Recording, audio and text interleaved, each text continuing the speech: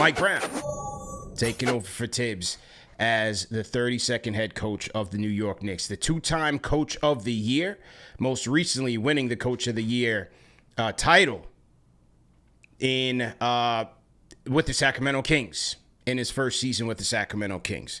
My reaction to it, mixed bag. Point blank period. Mixed bag. He is a retread coach. He's been fired from a number of stops. Cleveland, Los Angeles, and the Sacramento Kings. And so there's a little bit of hesitancy there, right? It's like, what are we getting ourselves into? So it's a little bit of a mixed bag for me. Why I'm going to remain optimistic is, number one, I believe offensively he can unlock a few aspects of this Knicks offense that Tibbs did not, and we'll get into that in a little bit. So I believe he can take this offense up another level, also depending on who he puts on his staff. Number two, every coaching situation is different. That's why I'm going to give him the benefit of the doubt. I've said this on a number of shows. I've said this a number of times, and I truly believe it. There's a lot of inputs that goes into the success of a head coach. First and foremost, who's the talent on the roster? I think this Knicks roster is very talented, starting with the captain, Jalen Brunson, Karl Anthony Towns, and Mikal Bridges, OG. I like the pieces that they have.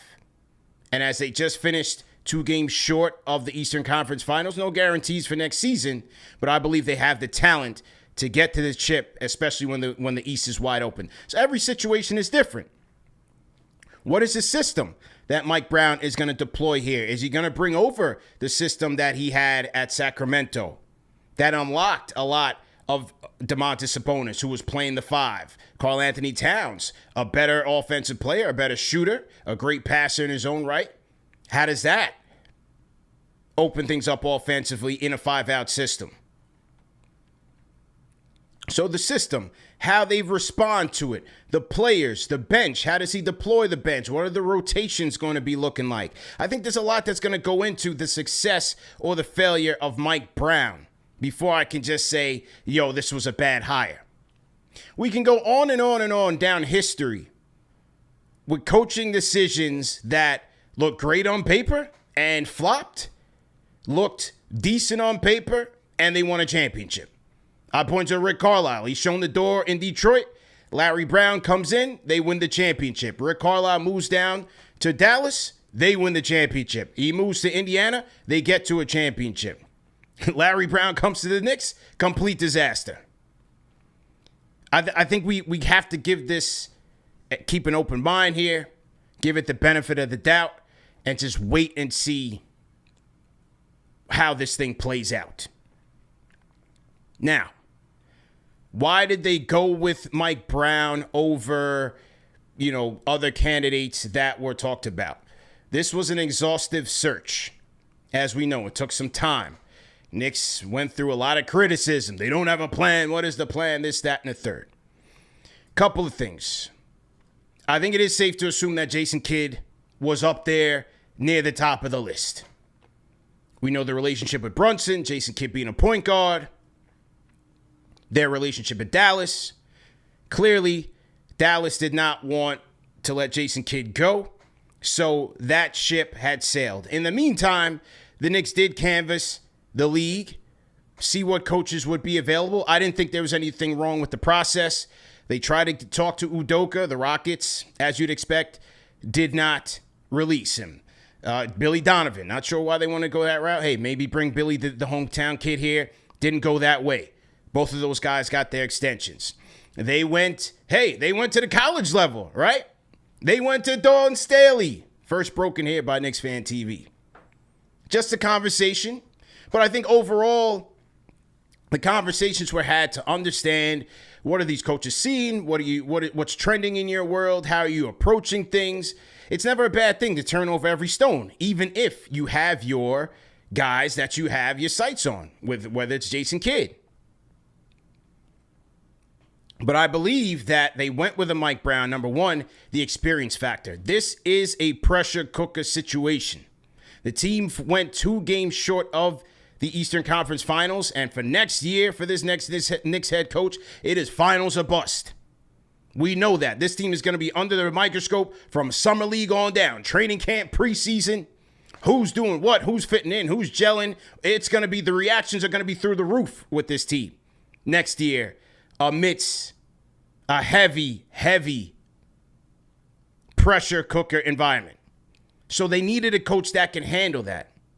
And that is why a guy like, a younger guy, I know a lot of you guys are like, what happened to Johnny Bryant? And I did report here that he had fans in the organization. Even Dolan liked him. But you needed a coach with experience here that could really handle this situation. And a lot of people brought this up, and it's a great point. Handling the media is a big part of the job. That's also where experience comes into play, because this head coach, they're going to be dissected. Every decision that they make is going to be questioned. Now, Mike Brown has come under fire, especially most recently in Sacramento, with the way that he's handled the media and kind of scoffed at things and thrown players under the bus. So going to be interesting to see in New York, how does he handle that? Because things got a little bit quirky there in Sacramento. But nevertheless, I think for the experience factor, that's why they went with the decision. That's why they went with Mike Brown and made that decision. What happened to Taylor Jenkins? From what I heard, things kind of tapered off.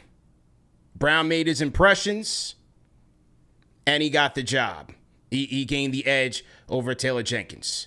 You guys had asked, and Brown was a guy we mentioned as soon as they fired Tibbs. We mentioned Brown as a potential candidate.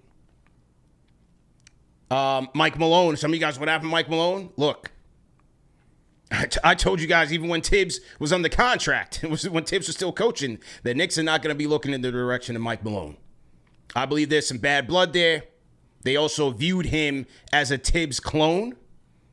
And so, from what I was told, there was no chance he was coming in here even for an interview, and it played out that way. Mark Jackson, look, Jackson Hive, it's time to stand down. I don't think, I like Mark. I don't think there's any chance he becomes a head coach in the NBA ever again. I don't know, whatever reason. Is he blackballed? You guys be the judge of that. I don't have all the intel on why Mark Jackson's not selected. But he's always the name that comes up. So, here we have it, man. Mike Brown. As I said, two-time coach of the year. Two-time coach of the year. Okay, TM, I see that. We'll get the Discord graphic up, no problem. Two-time coach of the year. If we go through some of his stops, went 240 and 98 with the Cleveland Cavaliers. Thank you, LeBron James.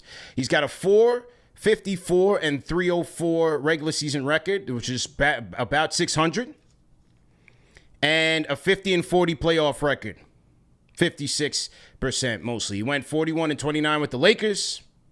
85 and 45 with the Dubs under Steve Kerr. And then 88 and 132 with the Sacramento Kings. So, what happened in Sacramento? That is what we're going to be asking. And I'm going to have James Ham.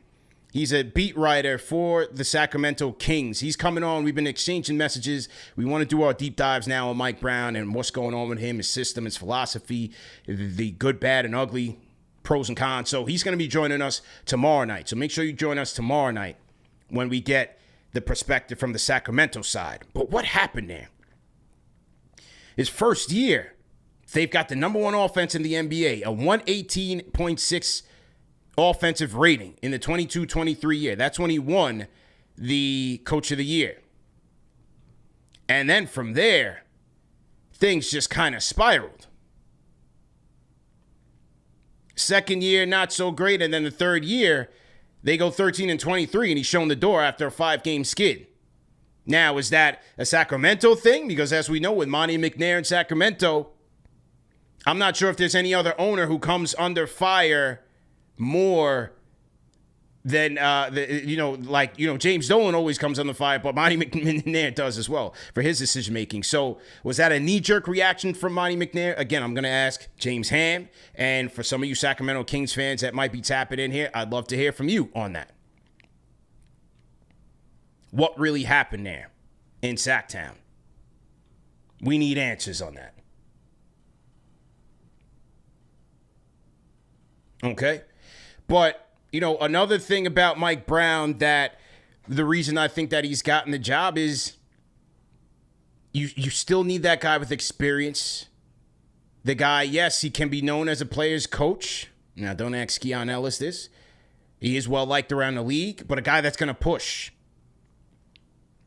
A guy that's going to try to get the best out of his players and hold guys accountable.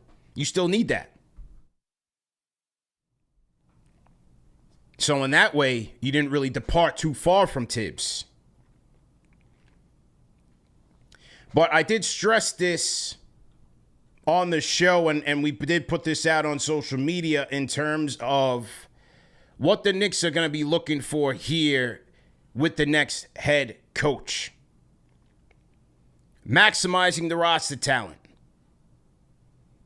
You can make the argument and say, yes, the team had it was 5th ranked offense in the league and all that. Yeah, they had their bright spots on the Tibbs last year. Let's give Tibbs a lot of credit. In the playoffs, those things kind of grinded to a halt. And it just seemed very, yes, playoff defenses are hard, they're gritty, but the Knicks offense just seemed like it was a grind. Every possession. There was no cohesion there. Yes, they relied on their talents and the isolation brilliance of a Brunson and a Towns, but they just didn't have any more flow to it. So they want to see this next head coach and Mike Brown be able to enhance the chemistry and the cohesiveness amongst this roster, and specifically with Mikal Bridges, should he still be here, Karl Anthony Towns, and Jalen Brunson. And from the people I speak to, they feel like Mike Brown can do the job. Whether you guys agree or disagree, time will tell whether he's the guy for the job. They feel like Mike Brown can be the guy to enhance this roster and get the most out of it. Because remember, you have a sizable investment now in this roster. The new CBA rules make it very difficult to build. So they want that. Secondly, they want someone who's more collaborative with the front office. I was told that even during the coaching search and during the interviews that these coaching candidates, they were going to meet not just with the front office, but even with the medical staff. They want top to bottom communication and collaboration. Not a knock on Tibbs, but evidently they didn't feel like that was present and effective last year or during the Tibbs tenure.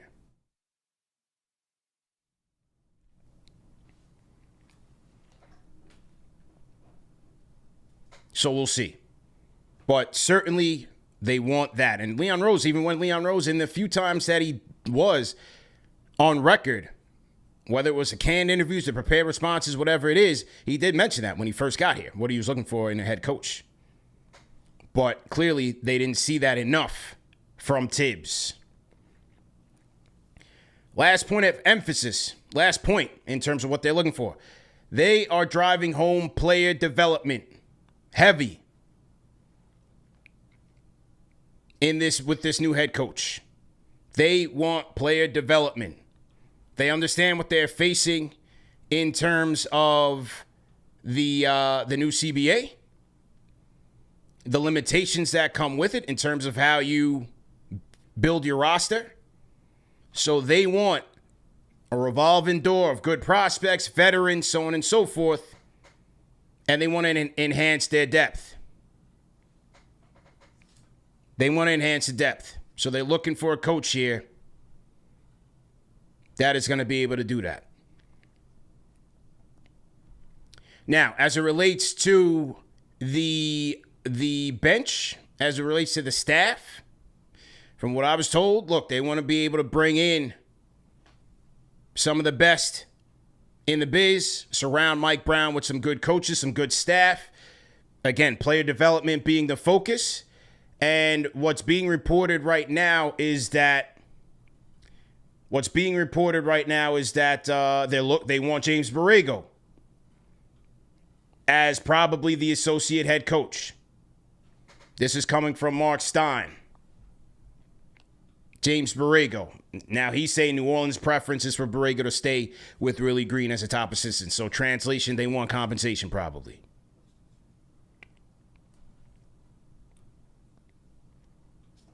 Time will tell. James Borrego having the reputation for being a good offensive mind and player development coach. Let's see if they're able to get him from the New Orleans Pelicans. So, like I said, man, I'm keeping an open mind here. And let's see where it goes. Call me up on the KFTV Discord. Let me know what you guys think. So to one of our sponsors of today's show at LinkedIn Jobs. Post your job for free at LinkedIn Jobs, man. Go to LinkedIn.com. Use our code KFTV to post your job for free. If you guys are operating small to medium-sized businesses, LinkedIn Jobs is the way to go. And tap into the social network as well as the extensive search function. So shout out to our sponsors of today at LinkedIn Jobs. Tommy Beer, Mike Brown, one of 24 coaches in NBA history with 450-plus career season wins and 50-plus playoff wins.